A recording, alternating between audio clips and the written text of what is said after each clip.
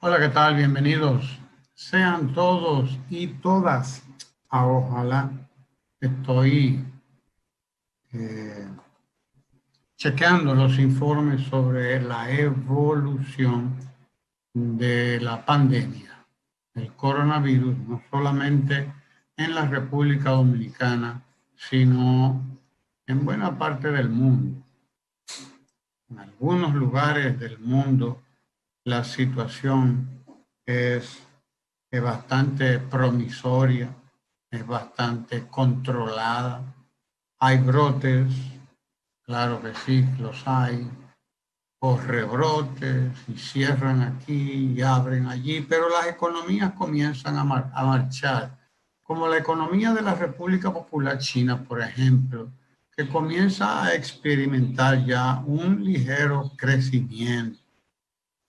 Comienza a dar signos de crecimiento la economía de la República Popular China, que desde luego eh, es es un buen síntoma porque fue allí donde dieron la voz de alarma. Probablemente el coronavirus no comenzó en China, aunque la propaganda de los Estados Unidos y del presidente Donald Trump insiste en que esta es una enfermedad de origen chino. Eso desde luego, desde el marketing está muy bien, probablemente, desde el marketing político de Donald Trump, porque hoy el marketing, como decía nuestro querido Guillermo, el marketing ha sustituido a la política. Y Donald Trump hace política, pero lo que hace realmente es marketing. Marketing de sus políticas, de su figura, de su candidatura, porque está en campaña y quiere seguir, desde luego, a pesar del desastre que ha hecho allí. Pero él quiere seguir y el marketing lo lleva a este tipo de cosas. Pero hoy sabemos que hay muchos estudios ya sobre el coronavirus que indican que no necesariamente la epidemia se originó en China y que pudo haberse originado en muchos otros lugares y que probablemente anda circulando por el mundo hace ya un buen tiempo, o sea, desde el 2019 por lo menos. A los chinos quizás tendremos que agradecer el que hayan advertido la letalidad de esta enfermedad, el que hayan advertido el desconocimiento de la ciencia sobre este virus, el que hayan advertido el que estamos frente a una novedad en términos de salud y en términos de ciencia, un nuevo virus. Quizás eso tenemos que agradecérselo a los chinos, a la República Popular China, como tengamos que agradecerle también el que, además de todo eso, hayan dicho cómo controlar la pandemia, cómo controlarla, el que hayan facilitado toda la información a la OMS y el que desde el primer momento se hayan hecho acompañar de la OMS, la Organización Mundial de la Salud, y compartido toda la información, y compartido la información y además de la información, eh, sus hallazgos sobre el genoma y esas cosas que uno no controla o no domina bien, con otros países como en el caso de Italia, que fue de los primeros, si no el primero, en secuenciar el genoma del coronavirus. Habrá que agradecerle eso, pero habrá que agradecerle también el que tomó las medidas que permitieron cerrar toda la provincia de Wuhan, donde comenzó el virus, cerrarla a cal y canto, como dicen los españoles, cerrarla, sencillamente aislarla de todo el país, y eso les permitió que el inmenso territorio chino y la inmensa población china de más de 1.200 millones de habitantes, 1.200 millones, más de 1.200 millones de habitantes, no fueran contagiados, no fueran contaminados por la enfermedad que se limitó ahí, se quedó ahí, en China, en Wuhan, en esa provincia, que es un distrito de otro territorio más grande, del departamento de Hubei, si mal no recuerdo. Habrá que agradecerle eso y habrá que entender y preguntarse por qué los otros países no hicieron lo mismo que hizo China. Lo mismo que hizo Cuba, por ejemplo, que en este momento tiene absolutamente controlada la enfermedad. En Cuba está absolutamente controlada la enfermedad. Apenas algunos 100, 200 casos activos, apenas algunos 8 casos críticos o agudos, no recuerdo, y una línea totalmente recta, es decir, controlada la enfermedad sin picos, sin quiebres, sin vuelta al rebrote, una línea totalmente derechita. Habrá que preguntarse por qué en esos países ocurrió eso. En Cuba, en China, hay control total de la enfermedad. Vietnam apenas tiene algunos cientos de casos. Desde el primer momento tomó las decisiones que tenía que tomar para controlarla. Y ya fuera de esos países socialistas, en Europa, la mayoría o una buena parte de los países nórdicos, Noruega, Dinamarca, la misma Suecia, que en un momento, y Bélgica, que en un momento pasaron momentos difíciles, hoy tienen la pandemia totalmente controlada, prácticamente controlada. Es decir, controlada quiere decir no superada, no. Sabemos que está el virus aquí, pero tenemos cómo darle respuesta. De eso se trata, de tener cómo dar y con qué dar respuesta al virus. Esos países europeos hoy no tienen congestionamiento en los hospitales, no tienen congestionamiento en las clínicas. Cuentan los casos en decenas, es decir, en unos pocos cientos, la mayoría de ellos, como Cuba, como China, como Vietnam, y otros tantos como Corea del Sur, también, que ha tenido rebrotes, pero que ha tenido control también de la epidemia. Lo contrario es lo que está ocurriendo en la República Dominicana, en donde estamos mirando cómo el pico sigue aumentando después de las manifestaciones de las elecciones y después de la apertura de la economía, lo que algunos llaman desescalada, no sé por qué. La apertura de la economía. Estamos abriendo los restaurantes, los bares, todo, y estamos abriéndolos sin respetar las normas de distanciamiento físico. Distanciamiento físico y social. Estamos abriendo la economía y no estamos respetando las normas de distanciamiento. Eso es un problema. Como no las respetamos durante la campaña electoral, porque había gente que decía que no, que eso era para la calle, que vamos porque se van. Había que tirar a la gente a la calle a hacer lo que se hizo y bueno, ahí le siguieron todos los partidos.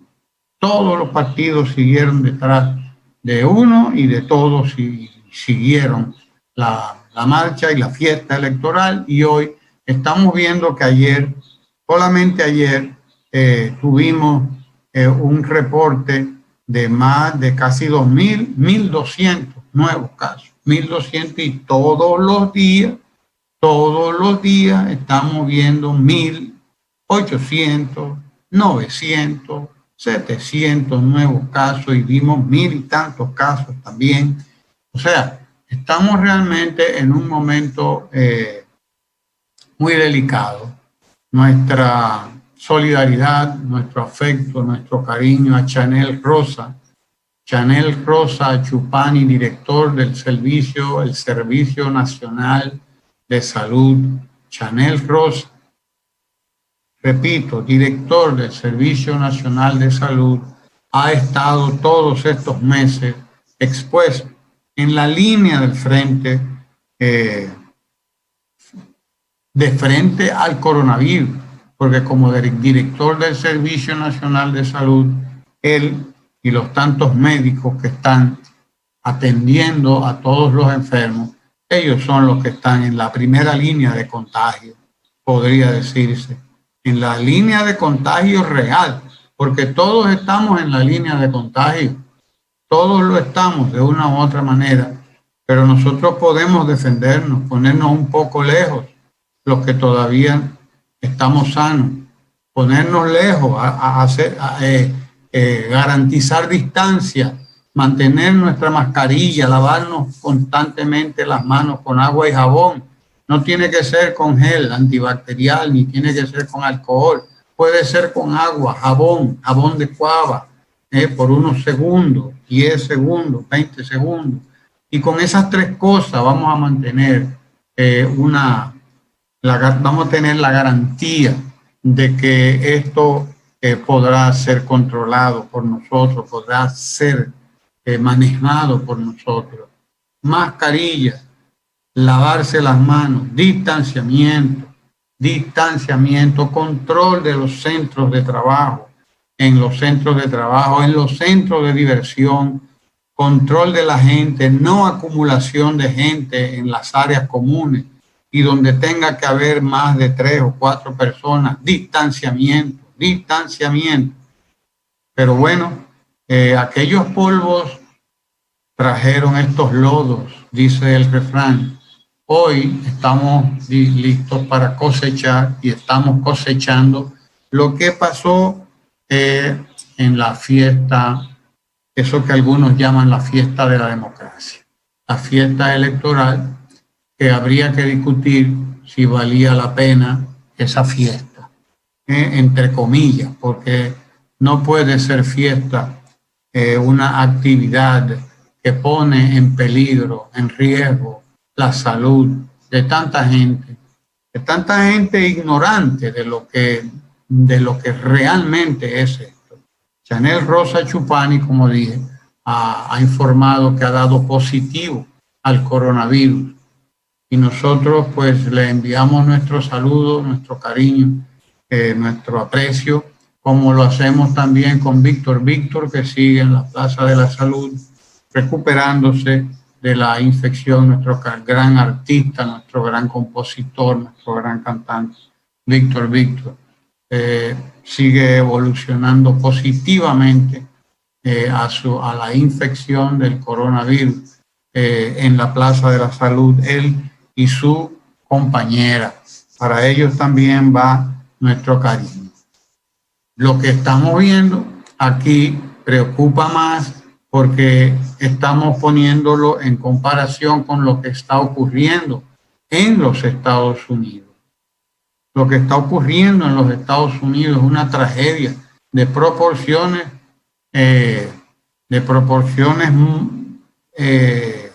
trágicas, sí, vamos a decirlo así, redundantes, proporciones increíbles, monumentales para un país tan desarrollado.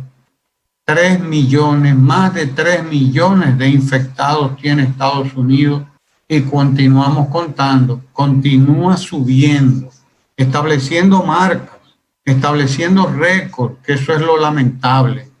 Estados Unidos tuvo un récord ayer de contagiados de más de 60,000 personas en un día.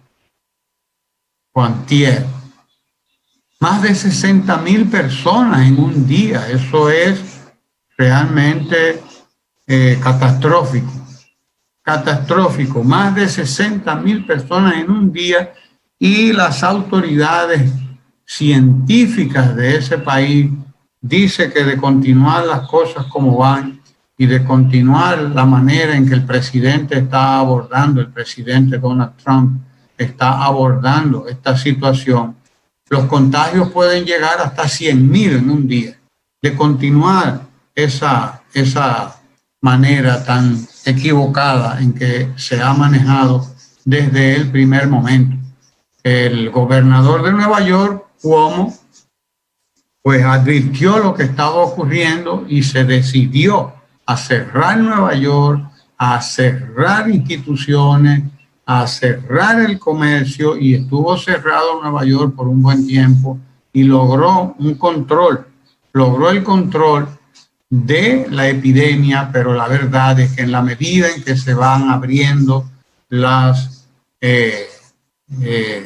economía y en la medida en que van llegando gentes de otros lugares, pues obviamente que en Nueva York va a haber rebrotes también, pero quizás no ya lo que vio hace 2 meses, quizás no lo que ocurrió hace 2 meses cuando vimos los enterramientos masivos,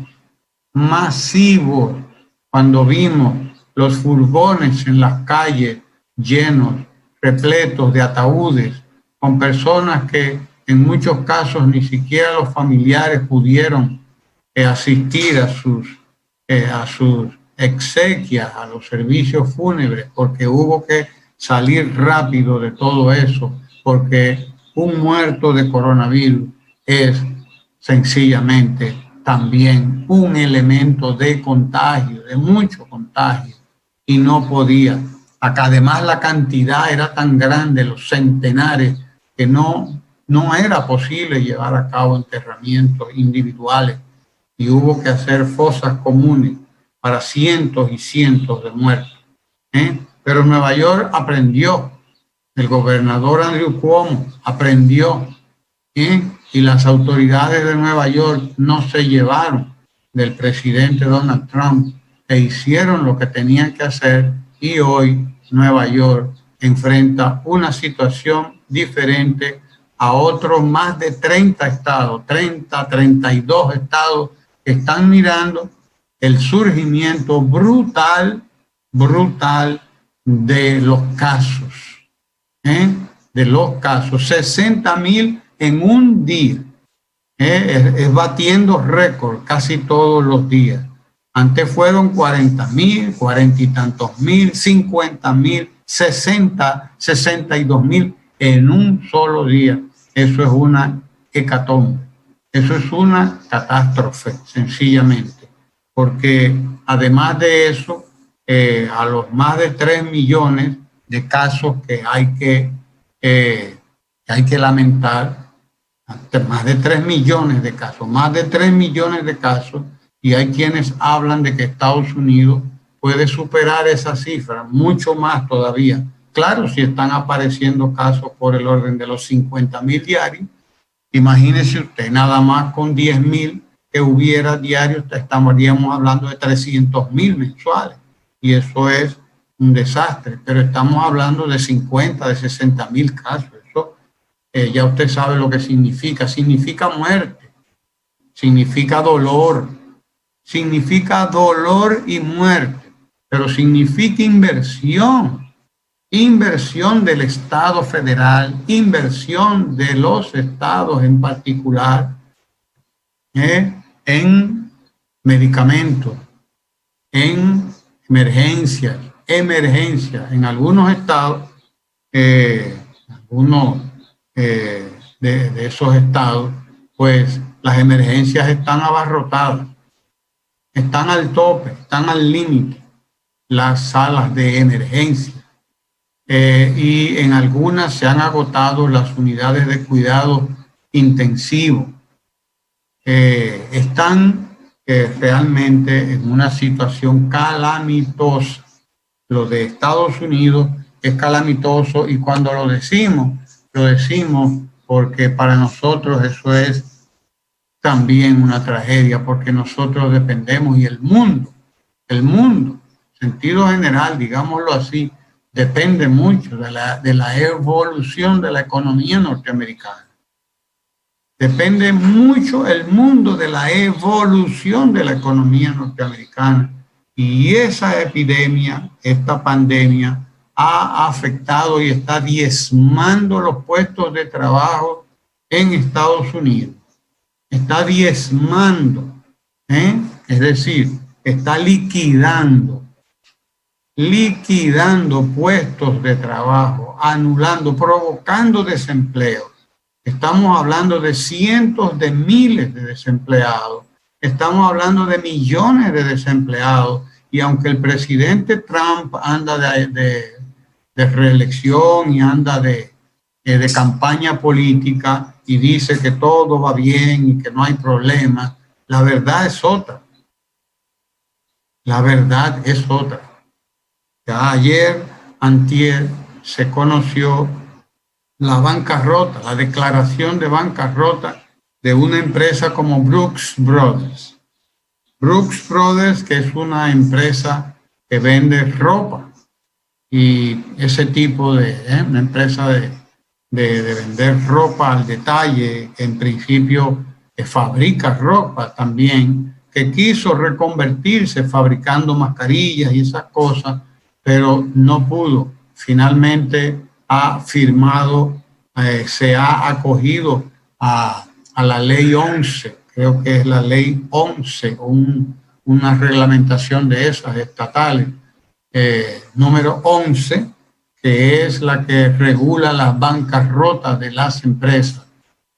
Brooks Brothers es una empresa que tenía ya 202 años en el mercado, es decir, es una empresa de 1818. Surgió en el 1818, oigan ustedes, o sea, al final de la Primera Guerra Mundial, sobrevivió esa crisis, sobrevivió la crisis de la Segunda Guerra Mundial y sobrevivió a la gran crisis de 1929-1930, el gran crack, como le llaman, sobrevivió a esa crisis del gran crack, de la gran quiebra de 1929-1930. Brooks Brothers, una tienda de 202 años en el mercado, acaba de firmar para la bancarrota y de hecho Brooks Brothers ya ha cerrado unas 50 y tantas tiendas de las 200 y tantas que tiene en todo Nueva York. Ha cerrado ya más de 50 tiendas y se acogió a la ley de quiebra. Brooks Brothers. Desde luego, si usted dice, bueno, pero eso es Brooks Brothers. Sí, pero estamos hablando de una tienda de 200 años que superó todas aquellas crisis y ha sucumbido a la crisis del coronavirus. Como dice uno de los grandes analistas financieros de los Estados Unidos, ha sucumbido a la crisis del coronavirus. Brooks Brothers es una empresa, una tienda de más de 200 años. Pero si fuera Brooks Brothers nada más, uno estaría diciendo, bueno, esa es una tienda. Pero resulta que la muerte de las tiendas de detalle y las tiendas de este tipo es continua.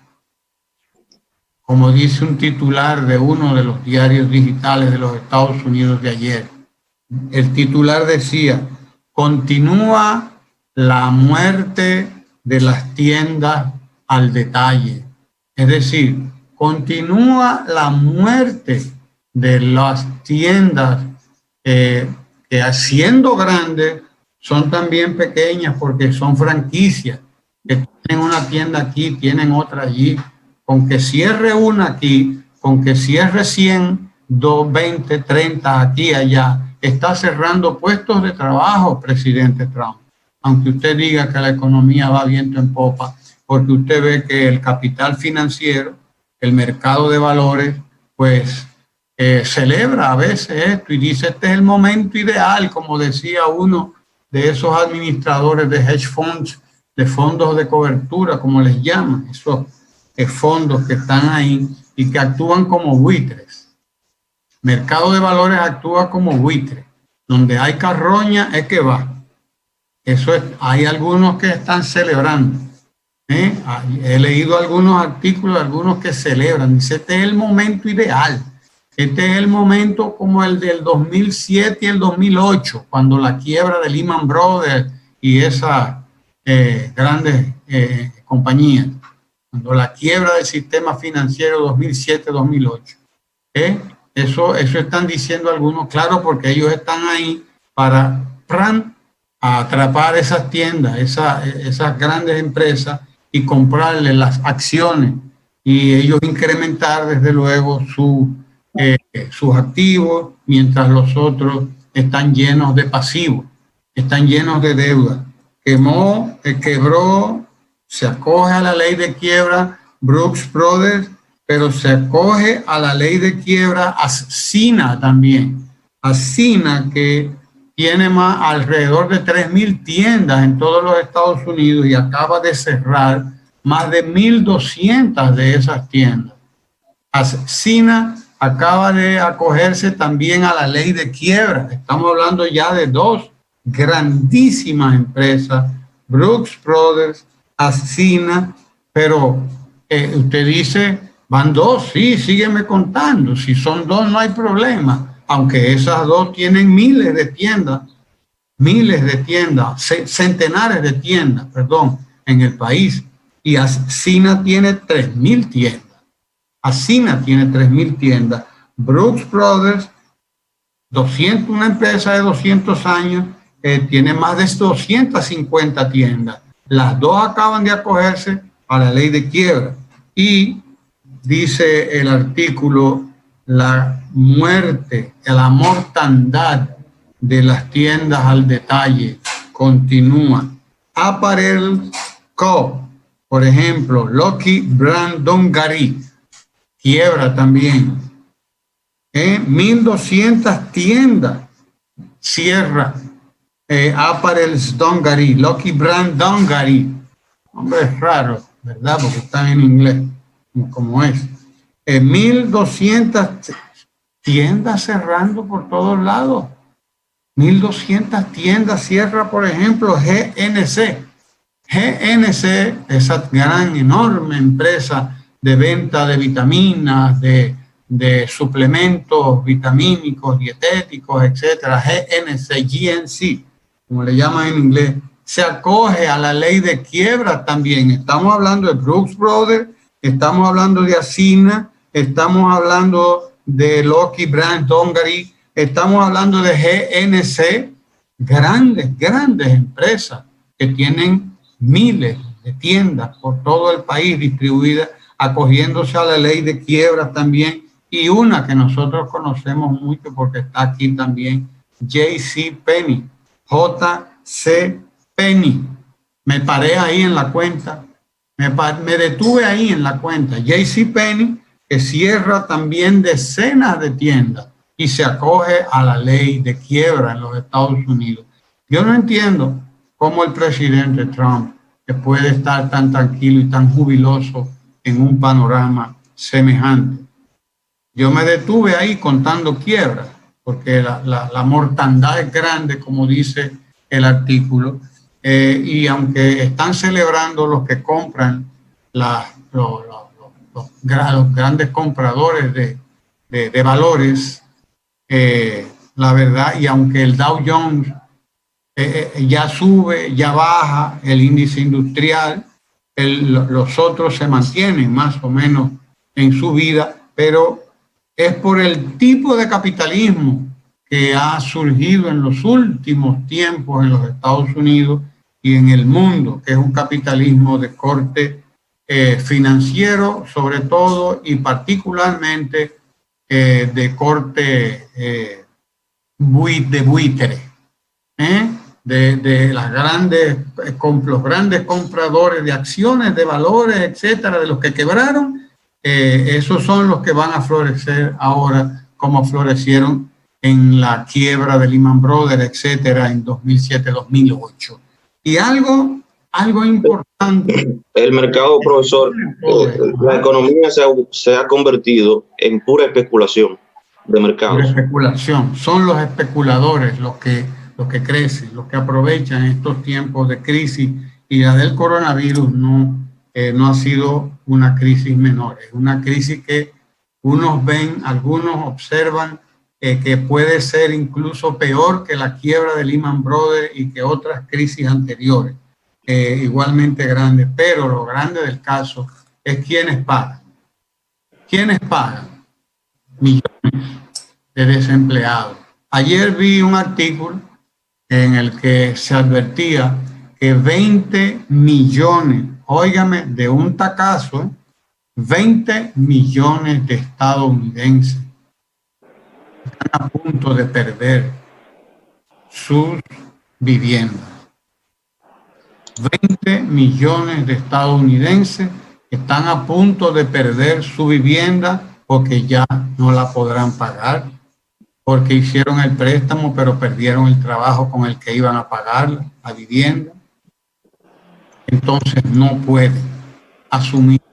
Estamos hablando de 20 millones de familias, de 20 millones de familias que van a ser echadas de sus viviendas, y esto no es cualquier cosa, porque muchas economías somos las que dependemos de la evolución de la economía norteamericana. Dependemos de ella, esa es la realidad. Somos altamente dependientes de esa economía. El mundo incluso está altamente sujeto, atado, influenciado por lo que ocurre en la economía de los Estados Unidos, de China a Europa, a América Latina, hasta Asia. Estamos frente a una hecatombe, a un desastre. Estamos hablando de empresas que están quebrando, empresas que dan trabajo al pequeño, al mediano, productor, creador, emprendedor, a millones de empleados. En esto es que hay que pensar.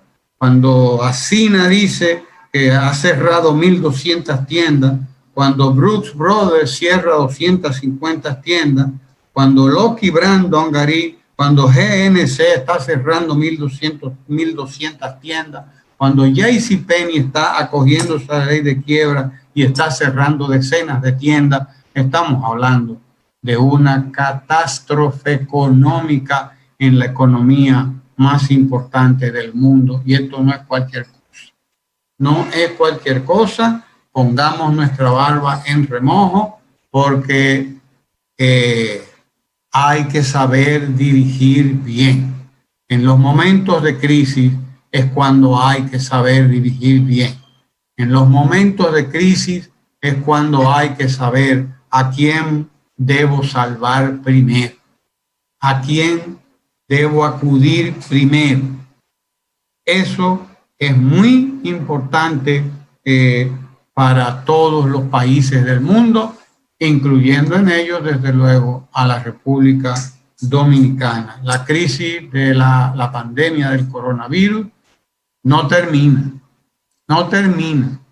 En Estados Unidos continúa el avance indetenible, todos los días decenas de miles de casos, y el presidente no se da cuenta. Cuando un presidente no se da cuenta de la magnitud de un fenómeno, de la magnitud de una crisis como esta, en malas manos está el pandero, porque el mundo entero va a ser afectado por esta situación.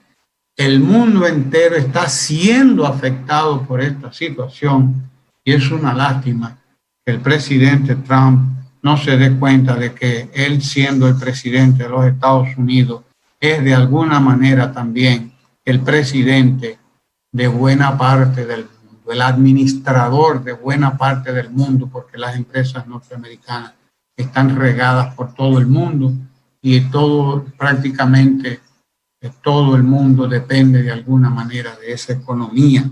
La crisis del coronavirus está ahí, vino para quedarse, dicen los científicos, y todavía no sabemos del credo la mitad, como dice el pueblo dominicano. Todavía no sabemos del credo la mitad, porque los que crean que el virus crea inmunidad, la verdad es que el virus repite. Están ahí las historias, las estamos viendo todos los días en la televisión internacional. El virus repite, es decir, que crea muy poca inmunidad, y cuando repite, repite peor. Cuando repite, repite peor, de acuerdo con los testimonios de las personas que lo han adquirido más de una vez. Así que a cuidarnos todos en nuestra República Dominicana, a guardar el distanciamiento social, a usar la mascarilla sí o sí, la mascarilla sí o sí. Apelemos a la mascarilla reusable, que la podamos lavar con jabón, para que no continuemos llenando nuestros ríos y nuestros mares de esto, y nuestro alcantarillado lleno de mascarillas desechables. Apelemos, busquemos la mascarilla reusable, busquemos la buena tela, busquemos el tutorial en internet para fabricar la buena mascarilla que podamos reusar, y tengamos 3, 4 reusables, ponerlas al sol, lavarlas bien con jabón y un poquito de cloro si se quiere, etcétera, porque no podemos ahora llenar los ríos, llenar las calles como las estamos llenando de mascarillas desechables. Usted las ve tiradas donde quiera, en los contenes, en las aceras, en cualquier parte, porque somos unos puercos. Somos unos puercos, no tenemos costumbre. Donde quiera tiramos la basura. Y esto no puede ser, porque esta pandemia va para largo. Y por lo tanto el uso de la mascarilla va también, como la pandemia, para largo. Y el distanciamiento social por igual. Que no nos quepa la menor duda. Adelante, Fran Pacheco, que está ahí esperando. Mire, profesor, si bien es cierto que la pandemia del coronavirus ha magullado la economía en el mundo, y es algo preocupante, porque todos los países dependen de su productividad económica, aunque, como decíamos, la economía lamentablemente se ha convertido en una economía, la economía del mundo, sobre todo en Estados Unidos, el país que usted mencionaba, es una economía de especulación de mercados. ¿Qué quiere decir esto? Que a veces una empresa cualquiera estuviera funcionando, estuviera vendiendo, estuviera a tope con sus ventas, pero en la bolsa de valores de Estados Unidos de repente se desploma porque alguien compra o deja de comprar acciones, y mientras está vendiendo mucho en la bolsa de valores es que quiebra, no en la empresa. No es la empresa que compra y vende directamente. El precio al revés. El precio la que crea empleo, la que compra y vende, es la que quiebra. El mercado de valores es el que aprovecha para comprar a la empresa, para después venderla. Es decir, es un poco... Sí, pero hay capítulos en que, por ejemplo, si hay un desplome de varias empresas, el que tiene acciones de repente las vende porque por miedo, por temor, y se convierte en una especulación.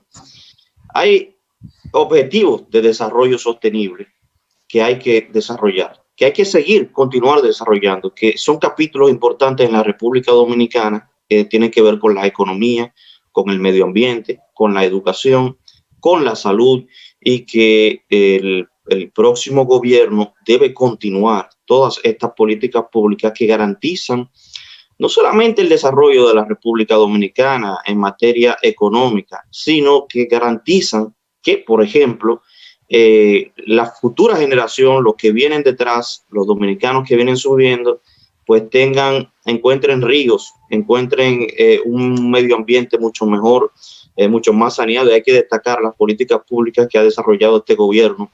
Solamente por mencionar la planta de tratamiento de aguas residuales, que recoge más de 30 barrios de la capital y de la zona norte de Santo Domingo, van a parar las aguas ahí y deposita entonces esta planta agua limpia, agua depurada a los ríos Osama e Isabela. Hay que destacar el rescate de Valle Nuevo también, que estaba siendo depredado, que se estaba por muchos años, por décadas, se estaban sembrando cualquier tipo de productos ahí en las montañas, en las lomas, y eso provocaba la erosión de la tierra y malograba las aguas que nacen ahí, el 70% de las aguas en República Dominicana. Yo quiero destacar en este día uno de los más recientes artículos del teólogo y ecologista brasileño Leonardo Boff, que se titula El coronavirus. La Tierra responde. El coronavirus, un ataque de la Tierra contra nosotros. En este artículo él destaca la encíclica del Papa Francisco, que dice que en los últimos 200 años, en los últimos 2 siglos, el ser humano ha agredido como nunca el planeta Tierra, lo que él denomina como nuestra casa común. Y esto se debe en gran parte, en gran medida, al capitalismo global, la industrialización y el consumo desmedido de las personas y la necesidad entonces de cambiar ese esquema de consumo, porque estamos afectando de forma directa a los ríos, estamos afectando la calidad del aire, estamos afectando los suelos, las semillas, y estamos convirtiendo el planeta en otra cosa. Dice Leonardo Boff que hay que ver la necesidad, existe la necesidad de que el problema, la pandemia del coronavirus, deje de verse solamente como desde el punto de vista de la medicina y de las herramientas que se pudieran utilizar para evitar el contagio, y empiece a verse como algo mucho más integral y como una respuesta del planeta al comportamiento del ser humano. Y destaca que un profesor de la Universidad de Sao Paulo llamado Eduardo Massad, un investigador de la Universidad de Sao Paulo, dice que el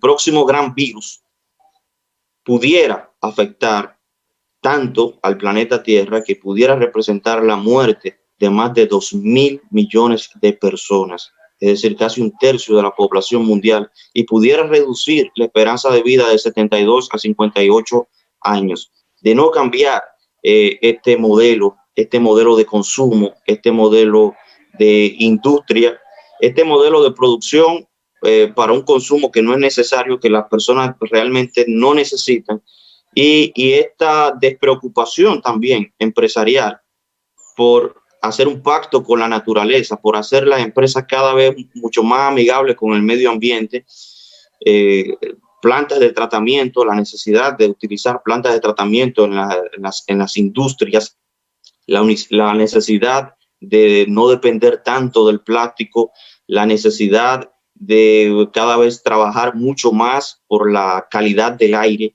porque estamos hablando de un virus que ha afectado toda la humanidad, porque ahora como el mundo está tan interconectado, pues es muy fácil contagiar a todas las personas, que a cada uno le llegue como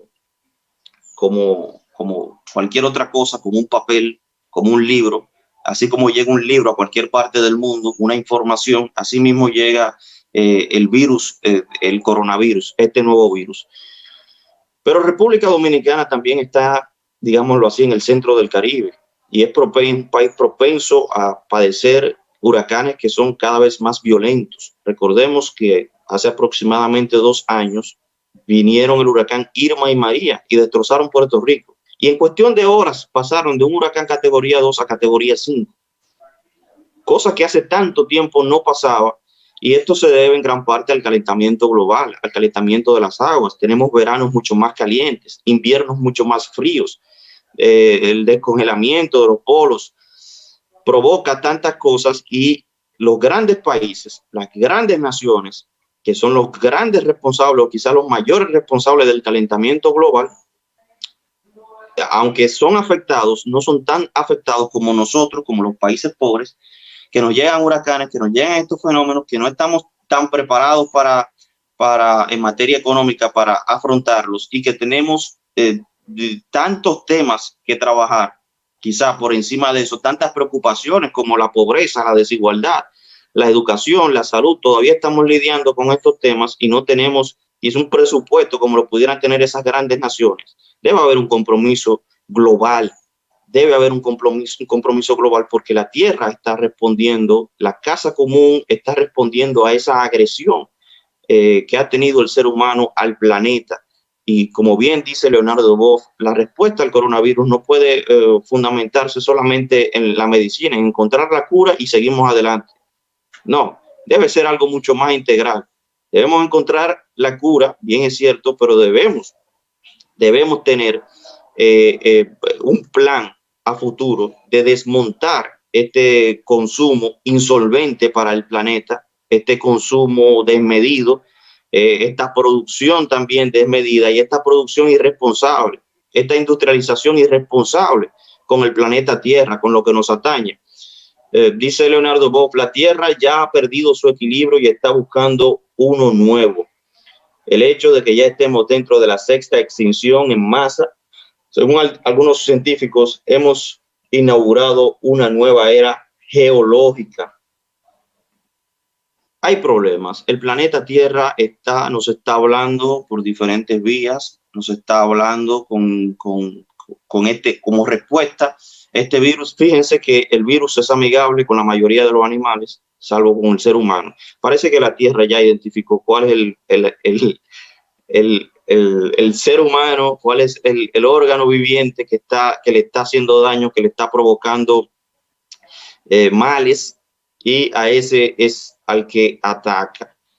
Reflexionemos en cuanto a la protección del medio ambiente, reflexionemos en cuanto a la producción económica, busquemos soluciones mucho más factibles, porque estamos destrozando nuestra casa común, y que el coronavirus sirva como reflexión a esto, que no sea solamente buscar la cura, como ocurre cada vez que llega un virus nuevo, como ocurre cada vez que llega una nueva enfermedad. Debe ser mucho más integral, más holístico.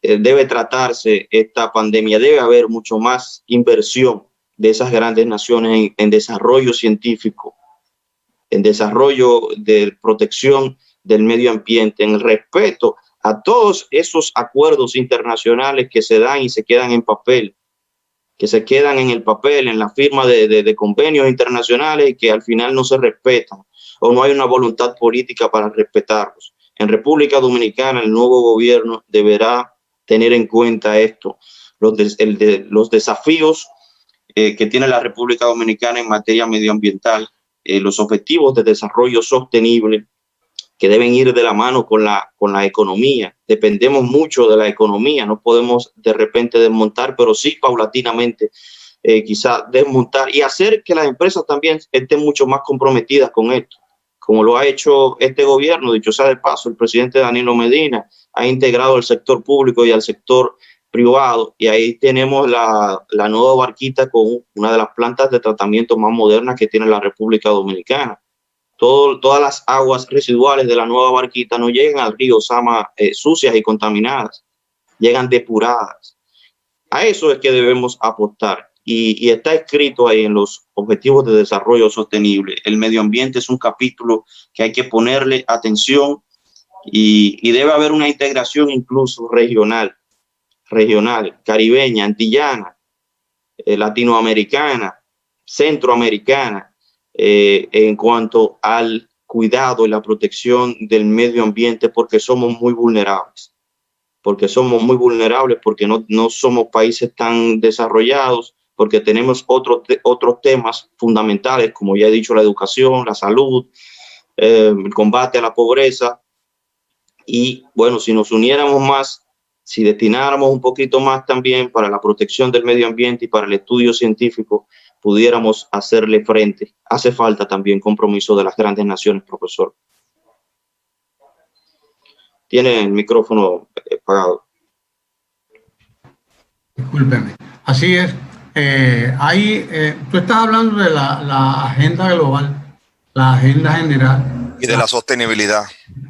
Está hablando de la sostenibilidad. Está hablando también del compromiso particular, lo que alguna gente llama la localidad, es decir, pensar global y actuar local, y la responsabilidad individual y la responsabilidad colectiva. Tengo ese tema ahí, pero como Sergio está en el turno al bate, pues adelante, Sergio. Sí, durante mucho tiempo a las ciencias económicas se le llamó las ciencias lúgubres, porque los principales economistas, los creadores de la ciencia económica moderna, Malthus y los llamados economistas de la naturaleza, tenían predicciones bastante amargas, bastante dolorosas. Malthus, por ejemplo, hablaba de cómo el crecimiento poblacional era exponencial y eso iba a significar un agotamiento de los recursos que no crecían de forma exponencial. Teníamos recursos finitos, un crecimiento poblacional exponencial y necesidades infinitas, en el sentido de que el ser humano, como un ser consciente, racional, pero también con una capacidad de pensamiento que, aunque es racional, los fines que persiguen no siempre lo son, nos encontramos en un peligro de seguir esa espiral, de seguir esa línea. Él no había previsto los grandes avances tecnológicos y lo que iba a significar la productividad, por eso no se había generado esa crisis que hablaba Malthus y el malthusianismo. Pero lo cierto es que nuestro modo de consumo, aún con la tecnología y con el avance que puede generar la productividad, no da para que todo el mundo sea billonario ni tenga la vida que tiene un billonario. O sea, usted puede tener una casa y es bueno, puede tener una casa en la playa, yo lo veo buenísimo y me gustaría, pero hay gente que tiene 10 y 15 casas y la tiene en lugares diferentes del mundo. Y también está bien, pero llega un punto en donde se vuelve una locura porque realmente se vuelve insostenible porque ya usted quiere una casa que tenga 10 cuadras, que tenga qué sé yo cuántas habitaciones. Hay casas que cuestan cientos de millones de dólares, para que tengamos una idea. Y al final la funcionabilidad que puede tener, ¿cuál es diferente a una casa normal? Entonces se llegan a excesos producto de la no satisfacción de necesidades que muchas veces son psicológicas. Por eso modernamente, y podemos verlo en la Academia Sueca a la hora de entregar el Premio Nobel de Economía, los llamados economistas del comportamiento, que ven a la economía como una ciencia del comportamiento, han sido los galardonados, porque ciertamente la forma como se eligen utilizar esos recursos ese tema de elección es un elemento psicológico. Entonces la psiquis de la sociedad mundial debe de revisarse, y yo creo que la pandemia puede servir para que uno vuelva a replantear el esquema de necesidades. Ojo, no estoy hablando de una pobreza ni de inducirse pobreza, sino de eliminar lo superfluo y no volverse loco por unas necesidades que no son tales y que lo que hacen es que perturban la mente de una persona. Llamar a la prudencia en el consumo. La sensatez, qué es lo que necesito, qué es lo que no necesito, porque es que ahí vienen los fenómenos, ¿verdad? El fenómeno del acumulador, el fenómeno del que tuvo 3 periodos de gobierno y no se conformó con 3 porque quiere 4 o 5, que es otro tipo también de ambicioso. Las ambiciones personales, porque hay acumuladores que quieren una casa de 8 habitaciones, de 10 habitaciones, de 20 habitaciones, que es un hotel ya, y los hay que quieren gobernar toda la vida y dirigir toda la vida. Cuando eso es angurria, ¿verdad? Cuando no entienden que su papel es dirigir, pero no necesariamente dirigir como le toca al presidente Danilo Medina ahora, seguir dirigiendo, pero no como presidente. Le tocará seguir dirigiendo en su partido, le tocará seguir dirigiendo, ocupando un lugar de dirección en la sociedad, de orientación, de educación, de acompañamiento, que es otro tipo de liderazgo y que es más importante o tan importante como el liderazgo que se pueda ejercer desde la presidencia de la República. Pero hay gente que no lo entiende, como el doctor Balaguer, que entendía que debió debía ser presidente hasta el último día de su vida. Y así hay gente que lo entiende también. Yo pensé que con Balaguer habíamos tenido el último caso. ¿Y qué va? Seguimos. Mire, en el Imperio Romano, discúlpeme. En el Imperio Romano, ahora que usted dice eso, el gran emperador Diocleciano, que fue calumniado por la historia, a veces lo ha tratado mal, porque él realmente fue de los persecutores cristianos. Pero hay que ver que había un problema político en cuanto a la religión del imperio, que era la sustanciación del imperio, y una religión emergente. Sacando ese lado oscuro que uno condena, hay que decir que fue un emperador que organizó el Imperio Romano y provocó que ese imperio durara varios años más, varios siglos más. En el caso de Diocleciano fue el único de esa etapa que se retiró a su casa a sembrar flores porque entendió que ya su etapa había pasado. Y cuando iban a decirle, pero usted puede volver a ser emperador, no, déjeme aquí con mis flores, porque entendía lo estresante del poder y lo... Claro. Y por eso no murió como otros que murieron en conspiraciones. Sí, hay gente que vive para eso. No lo estresa. Hay gente que vive para eso. Disfruta, que quiere imponerle a los demás su propio narcisismo, quiere imponerle a los demás su propia concepción.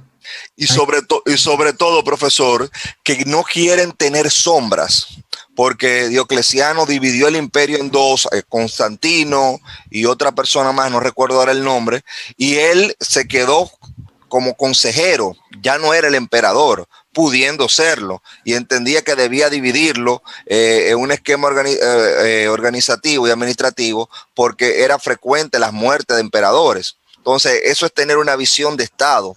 Lamentablemente, como usted dice, hoy en día mucha gente por ese individualismo exacerbado no tiene esa visión. Pero mire, yo quiero hablar ahora, porque está muy de moda un discurso populista y superficial, de una noticia que he venido viéndola en varios grupos de internet y que he visto varias personas comentándola. Y tiene que ver con una decisión de la próxima o de la primera dama electa y del presidente electo de que no van a utilizar el despacho de la primera dama como despacho.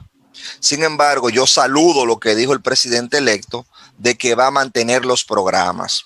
Sin embargo, este comentario no es para el presidente electo que tuvo la visión de decir que esos programas los va a mantener. Es para sus seguidores que están hablando sin saber y sin conocer lo que son esos programas. He visto en varias páginas, he visto en varios sitios que me mencionan los gastos que tiene ese despacho. Pero no me mencionan, por mencionarme los gastos, los programas y servicios que tiene ese despacho. Y es por los programas y servicios y lo que significan esos programas y servicios que el presidente electo está diciendo que no los va a cambiar, porque esos programas y servicios son derechos para el pueblo dominicano. Ahí hay varios, pero ahí hay uno que es el CAID, que es un programa especializado para la discapacidad en la primera infancia. Centro de Atención Integral a la Discapacidad, CAID. CAID, que trata específicamente niños que tengan problemas en el espectro autista, en la parálisis cerebral infantil y el síndrome de Down. Más que un programa social, eso es una conquista del pueblo dominicano. Claro. Quien atente contra esa conquista del pueblo dominicano, como el INAIPI y como otras conquistas, pues se tendrá de frente al pueblo dominicano que deja a sus niños, deposita a sus niños ahí y son bien alimentados, bien cuidados y bien educados. Por eso yo felicito esa visión del presidente electo de mantener esos programas, pero sus seguidores en la euforia y una parte de la sociedad civil ya los oigo diciendo y criticando el despacho de la primera dama porque, Fran, no entienden eso que tú acabas de decir, que ese CAID, por ejemplo, es tal vez una de las conquistas sociales más importantes a un sector que no tenía una respuesta estatal, porque aquí no había una respuesta del Estado a lo que era el síndrome de Down. Y una familia pobre tenía un niño con síndrome de Down y era la del carajo que pasaba, o con parálisis cerebral infantil, o con el espectro autista.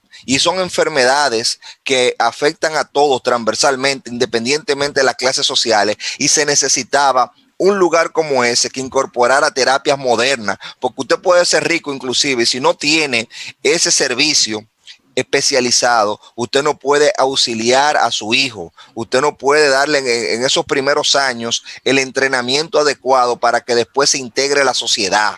Entonces, lo que ha hecho el despacho de la primera dama con esos programas sociales es interesantísimo. A mí particularmente nunca me ha gustado los elementos protocolares de primera dama o no primera dama, pero hay que comenzar diciendo que ese despacho de la primera dama se creó por un decreto en el 2000, pero en septiembre del 2000 que hizo el presidente Hipólito Mejía. Entonces ese decreto que hizo el presidente Hipólito Mejía para crear en septiembre del 2000, el 10 de septiembre del 2000, el despacho de la primera dama, se le dio continuidad en el 2004 a esa instancia. Y es verdad, si ella no quiere asumirlo, que no lo asuma, yo lo veo bien, nadie está obligándola porque ella no es funcionaria electa, eso yo lo veo bien, pero fue una cosa que creó ese PRM-PRD, ese despacho. Y segundo, lo que se hizo fue que se crearon programas sociales y programas que venían a complementar la labor estatal, y ese CAIT es una conquista que, por ejemplo, se llevó al interior, se llevó al sur profundo. En San Juan, yo pasé por ahí, menciono el sur porque yo pasé por San Juan y yo vi lo monumental que era esa obra y lo modélico que era el CAIT y lo que significaba para las familias afectadas por esos problemas esa esperanza, porque ya eso no era un programa, eso era una esperanza de redención. Entonces, yo sé que siempre es posible cambiar y mejorar cosas, pero hay otros programas que están ahí, que lo que hay es que darle continuidad. Y esa euforia de crítica superficial tiene que ver, más allá de los números, el impacto. Y si ahí hay 3 programas. Ahí hay más de 3, mira, ahí está Reside. Bueno, se iba a mencionar que el Reside. El sí. Reside, que es un servicio fundamental para aquellas personas que han tenido trastornos psicológicos y que ya están en una etapa de superación del trastorno psicológico y de integración a la sociedad. Claro, pero ahí también hay un programa que se llama Ángeles de la Cultura, pero también hay un programa que se llama Mujeres Saludables, pero también ellos tienen con Promese Cal un programa que se encarga de una enfermedad rarísima que tiene que ver con la sal del cuerpo de los niños que pierden sal. Hiperplasia congénita, algo así, hiperplasia adrenal congénita, estoy mirando ahora en la computadora. Esa hiperplasia adrenal congénita es un déficit de sal que tienen los niños, y ese programa que se lleva con Promese Cal garantiza esos medicamentos que son rarísimos para esos niños. Entonces son programas que existen y que en el portal de transparencia, producto de una política transversal, se informa no solamente los números del balance general y de todo eso, sino el impacto, que para mí es más importante el impacto en servicio de atención ciudadana que los números. Entonces, a la hora de analizar si una política pública es buena, no me vengan a decir, eso es demasiado dinero por una cosa del despacho de la primera dama. No, vamos a ver cómo eso se encuadra con una estrategia del Estado, como la Estrategia Nacional de Desarrollo, con instrumentos que son derechos humanos, instrumentos de derechos humanos como la misma Constitución de la República, tratados internacionales que llaman a garantizar en la inclusión y la atención especializada, lo que se llama la tutela especial diferenciada. El Estado tiene la labor de tutelar y tiene que tutelar en función de las diferencias que hay y de la especialidad de cada caso, porque no me pueden tratar a todos los niños iguales cuando hay niños que son autistas, que si le dan una atención especial pueden llegar a la universidad y pueden ser genios, porque hay grandes genios de la humanidad que han tenido tanto Asperger como autismo. Y la gente, si no le dan esas condiciones, no se pueden desarrollar. Y es un programa hermoso que se va a continuar, gracias a Dios, y eso esperamos. Y si no se continúa, lo que se debe de estar llamando es a que todo el mundo esté vigilante, como dijo Frank. Entonces yo quería llamar a eso porque no voy a hacerle coro, no voy a coincidir con una crítica superficial que venga y diga que todo está mal sin ni siquiera estudiar. Y sobre todo, entienda que todo está mal porque crea que vino del otro. Eso vino del gobierno de Hipólito Mejía, que con ese decreto del 10 de septiembre del 2000, que vino a institucionalizar una labor que siempre se ha hecho en nuestros países, que a mí protocolarmente no me gusta, porque yo veo otros países donde no hay eso, pero son de otro sistema. Son de otro sistema y de otra visión económica y social. Y quizás no te guste el ritual. El ritual, pero no los programas que hacen. Pero los programas que están ahí son otra cosa. Son reivindicaciones de los pueblos. Eso hay que entenderlo. Y hay que reconocer, profesor. ¿Quién lo administre? Bueno, eso es otra cosa. Pero hay que reconocer. Esos programas no existían esos programas. Pero hay que reconocer que ese programa se llevó también con un nivel de transparencia que usted mira el mínimo gasto que está ahí. Ahora mismo usted encuentra tanto el impacto, como yo dije, por año y las estadísticas de atención, como los balances y las compras. Ahí están todas las compras y todos los procesos de compra. Entonces, si hay un nivel de transparencia en la ejecución de ese gasto, no me vengan a decir que eso estaba desarticulado por ahí en un desorden, porque es mentira. Es como las visitas sorpresa, que nunca quisieron reconocerlas. Pero estas visitas sorpresa tienen una planificación, tienen una ejecución, tienen una evaluación. Usted puede acceder a ellas. Están ahí, claro, como el cristal más claro, en las páginas de internet de esas instituciones. Problemas tendrá el que venga y no las continúe, aunque le cambie el nombre. Problemas tendrá quien venga ahí y no continúe esos programas, aunque le cambie el nombre, aunque le busque su propia marca, su propio lo que sea, no sé, su propia forma de hacerlo, pero sería un error de continuar unos programas que son fundamentales para el desarrollo de la agropecuaria en el país. Que quede claro eso.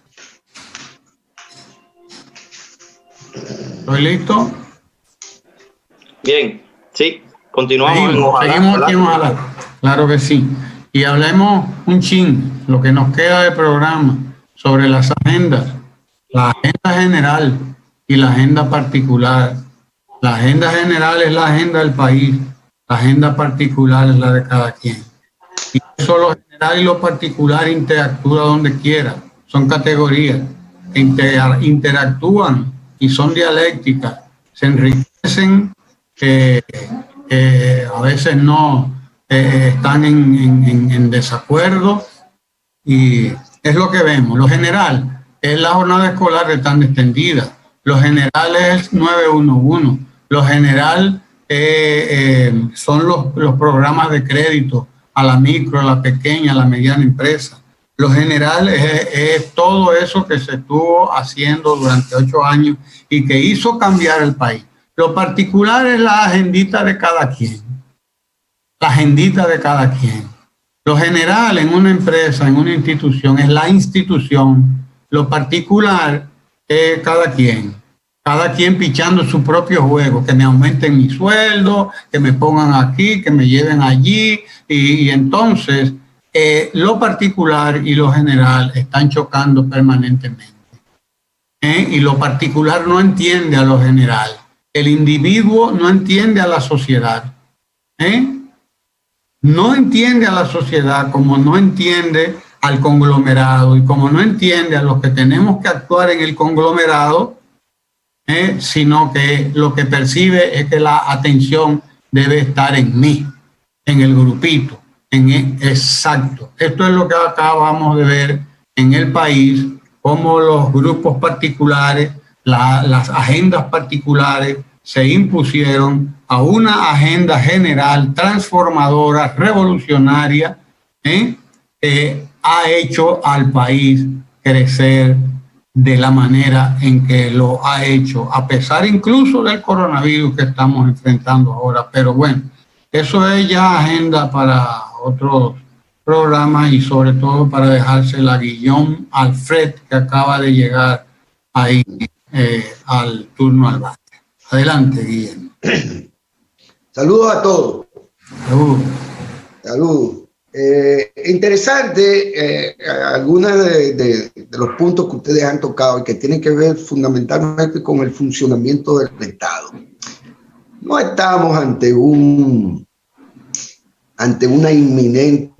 inminente proceso de transformación del Estado dominicano.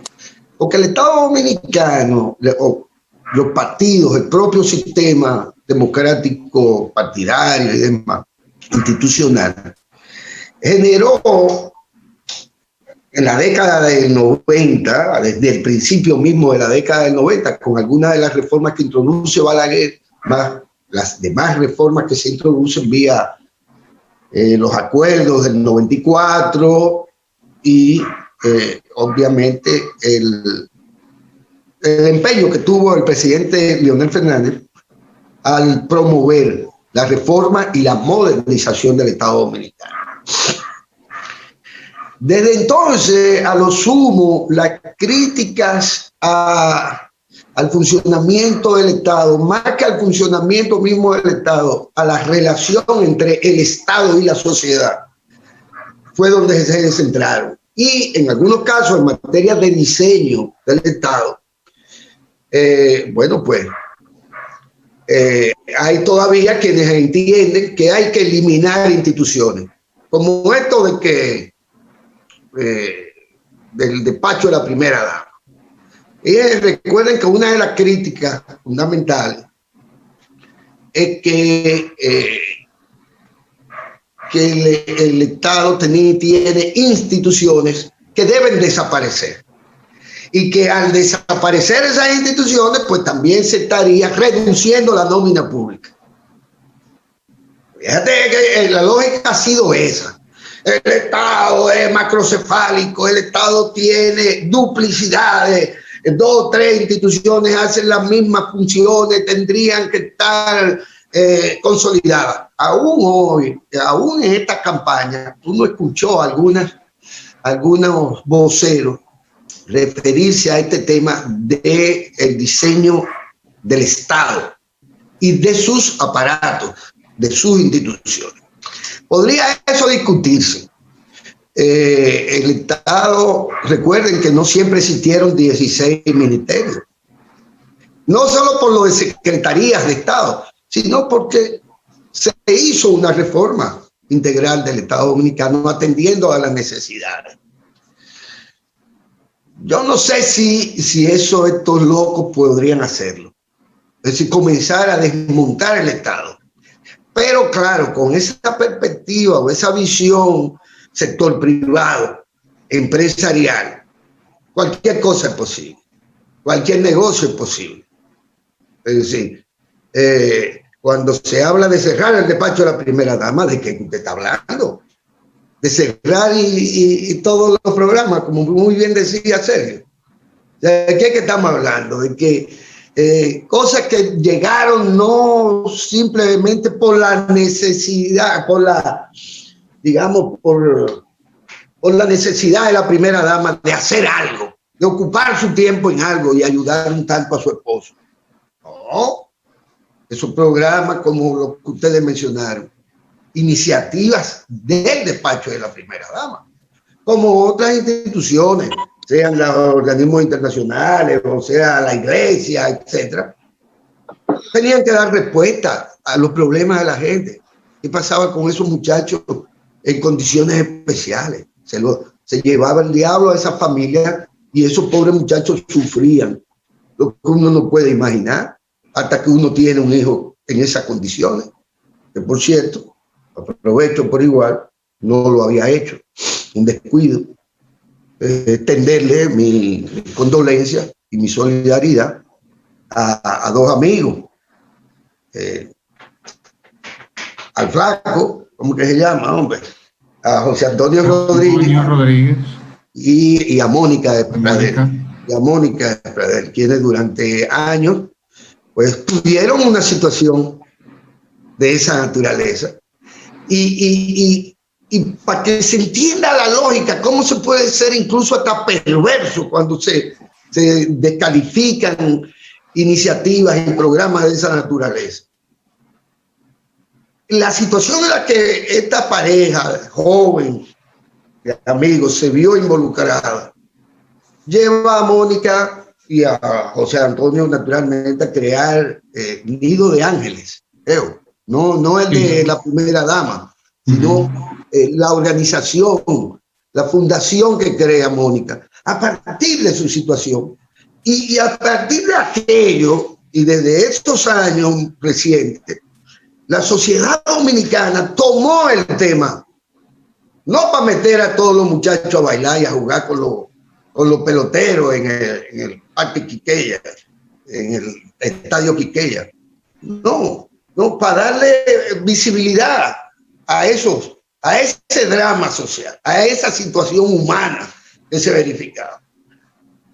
Y yo me pregunto, ¿puede venir alguien y decir que ya que eso no? Y como desbaratarte la fundación, el despacho de la primera dama, a través del cual se canalizaban recursos presupuestarios para hacerle frente a ese tipo de cosas, usted de repente entonces ya, porque llegó este mojiganga, o porque el pueblo eligió un mojiganga, entonces resulta ser que a partir de ahora ya no se puede contar con esa política, con esos programas en beneficio ni siquiera de los padres, de los muchachos que están en ese tipo de situación. Y naturalmente lo ven también de los padres y de las familias enteras, porque eso te toca entero cuando te toca. Habría que preguntar, habría que esperar, si se quiere, qué es lo que estos disparatosos van a hacer. O sea, hasta dónde puede llegar la falta de compromiso con la gente que usted dice representa y de gente que incluso votó por usted, vamos así a decir. Eso es más grave que el tema protocolar que muy bien planteaba también el Sergio y ustedes han manejado. Eso es casi para desde ya decirle al pueblo que tiene que estar atento y que hay que defender esas conquistas, que no son conquistas de la primera dama. Por suerte, un funcionario público, porque en esto funciona también las primeras damas, son funcionarios públicos y manejan recursos públicos. Son funcionarios públicos que tienen el espíritu y tienen la sensibilidad como para decir, bueno, aquí yo no me voy a poner como una potalita a pasearme entre las recepciones y los tés de las damas, de la burguesía y la oligarquía, y para salir en las páginas de ritmo social. No, que digo, yo me tengo que ocupar de cosas para las que siempre he tenido sensibilidad y en las que he trabajado, porque es verdad, en el caso de Candy, es una beata, por así decirlo, una beata.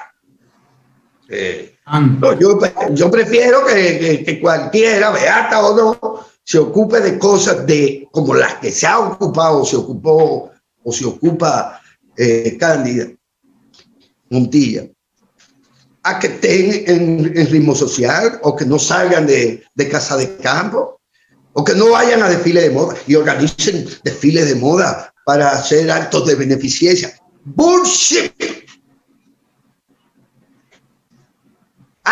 No le molestaban que la burguesía y esta gente, en nombre de todos, se gastaran los cuartos en la vida social y en las recepciones y en el boato también. A eso no les importaba a los políticos. No, lo que les importa es que la obra que hizo doña Cándida había que simplemente desaparecerla. Y quiero poner el ejemplo siguiente. El joven Sergio hablaba del decreto de ¿cómo se llama este señor? De Hipólito, al que hizo referencia septiembre. Pero resulta ser que yo recuerdo la única primera dama que probablemente uno recuerde hasta con cariño era la esposa de don Antonio Guzmán. Eso fue en el 78. Fue en el 78 que se creó CONANI, que es la expresión de la voluntad política en ese momento de don Antonio de que su primera dama, que no iba a estar nunca había sido una activista política, que nunca, pero que estaba ahí, estaba en su casa, en la casa del presidente, una señora muy dulce, muy sobria, una señora que tuvo en su puesto. Oigan, y nadie se propuso, vamos a desaparecer Conani, ni para crear el otro. No, Conani está ahí y fue relanzado también en el gobierno de Danilo Medina. Fue relanzado como parte de ese conjunto de programas, pues ese despacho se relanzó. Yo espero que no digan que Conani tampoco sirve para nada y que fue el PLD. No fue el PLD. Fue don Antonio Guzmán que creó Conani con esta señora, pues yo no recuerdo el nombre, doña la viuda de don Antonio, doña Rosa. No, de don Antonio. No, de don Antonio, sí, doña René. Doña René Clan de Guzmán. Bella señora. Ojalá todas fueran así. Que hay que esperar porque estos son tan locos que son capaces de desaparecer a Conani también. Todo porque todo el que llega ahí, con dama o sin dama, damos o no damos. Resulta ser que puede llegar y decir, bueno, como a mí me eligieron presidente de la República, yo cambio todo aquí. Y quítame esa Conani, no quiero INAIPI, no quiero CAIPI. Eso es expresión misma de la voluntad política del PLD y del presidente Danilo Medina y de su señora esposa, doña Cándida. Yo quiero ver hasta dónde se va a llegar en la locura, porque es quitándole calidad de vida a gente que la ganó, a gente que está en condiciones especiales. Eso es lo que le molesta. Eso es lo que le molesta. Lo que le molesta es que se le solucionen los problemas a la gente solidariamente. Pero que eso no es el problema fundamental. Claro, el suyo no es el problema fundamental. Fue un problema fundamental para José Antonio y Mónica hacer todo lo que hicieron para llevar a extender la vida de su bello hijo, extenderla a 18 años vivió, creo. Se hizo adulto con un mínimo de calidad de vida. Y esa era gente de clase media alta, artistas, que bueno, iban a buscar los recursos donde fuera para resolver el tema fundamental de ellos, que era darle cariño y atención a su criaturita. Insisto, vaya para ellos mi más sincero condolencia y además cariño y demás. Sería un gran daño a mucha gente revertir todo lo que se ha hecho en áreas tan sensibles como esa. Y a mí Guillón ya no va a hablar de política próximamente, luego de del fallecimiento de Guillermo. Pero a mí, yo voy a esperar a ver, porque no hablaré de política, pero sí tendré que referirme cuantas veces sea necesario y desde cualquier plataforma de irme a la lucha para la preservación de cosas que no podemos permitir bajo ninguna, y hablo de la sociedad, que se tiren simplemente para el zapacón, porque ahora llegué yo y en 4 años yo voy a hacer lo que me da la gana, porque así no puede funcionar una sociedad. Y así nosotros no tenemos que hacer política haciéndole el juego a ese tipo de cosas. Y quizá llegue el momento, si estos tipos comienzan sus locuras, porque el FEDA probablemente no lo usen porque Danilo Medina hacía visita sorpresa con los cuartos del FEDA. Quizás son capaces también de esos desaciertos. Habrá que ver. No van a hacer visitas sorpresa porque eso sería seguir el modelo de Danilo Medina. Nos fuñimos los 4 años más. La gente que había sido olvidada tendrá que esperar 4 años más mínimo, porque estos no van a seguir el librito, o mejor dicho, la partitura de Danilo Medina. Bien se dirá, tienen derecho a su propia impronta, tienen derecho a dejar una marca e incluso a pedirle de nuevo el voto a la gente dentro de dentro de 4 años. Tienen derecho a todo eso. A lo que no tienen derecho es a desmontar instituciones que están dando un gran servicio. Y yo espero que cuando ellos ya vuelvan a tener control del Estado y del gobierno, lo hagan con serenidad y con solidaridad y con sensibilidad. Porque yo no comenzaría por el despacho de la primera dama. Usted me podrá decir que en todas las instituciones ha habido un uso discrecional aún de recursos y que bien se pueden reducir los recursos, pero no quitándolo de los servicios públicos a la población que se encuentra en situaciones tan especiales como las que hemos venido describiendo. Y en defensa de esas cosas, no deberíamos dejar solo a los beneficiarios de esos programas y decirle a quien haya que decirle, incluida la bendita iglesia, que no le voy a decir lo que hay que decirle, pero incluida la bendita iglesia, debe acompañar a la población, debe acompañar a sus feligreses, debe acompañar a la gente que yo recuerdo cuando niño, porque hay que recordar las cosas. La cantidad de gente con problemas que usted veía en las entradas de los templos católicos, hasta en la cosa esa llamada San José de Ocoa, el pueblito que después convirtieron en provincia. ¿Sí? ¿Y quiénes tenían todos los días que pasarle la mano a la beata que estaba ahí, a la otra, y a gente que iba todos los días a pedirle que papá Dios le curara los rámpanos? ¿Sí? Porque yo lo vi. Esa sociedad yo la conocí. Yo crecí en esa sociedad del abandono de la gente.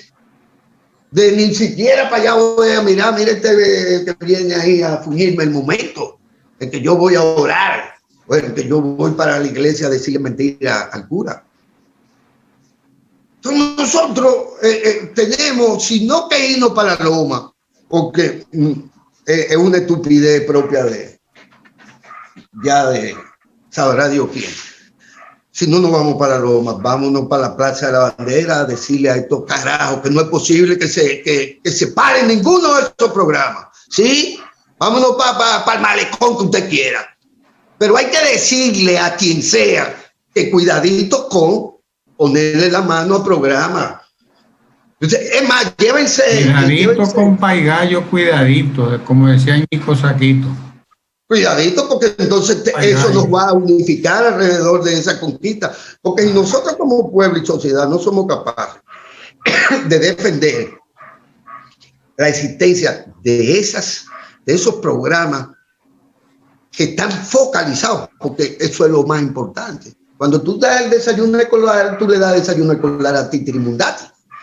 Pero cuando tú estás hablando de esto no es todo el mundo, esto no es una ayuda social ni una solidaridad para todo el mundo, no es para esa gente.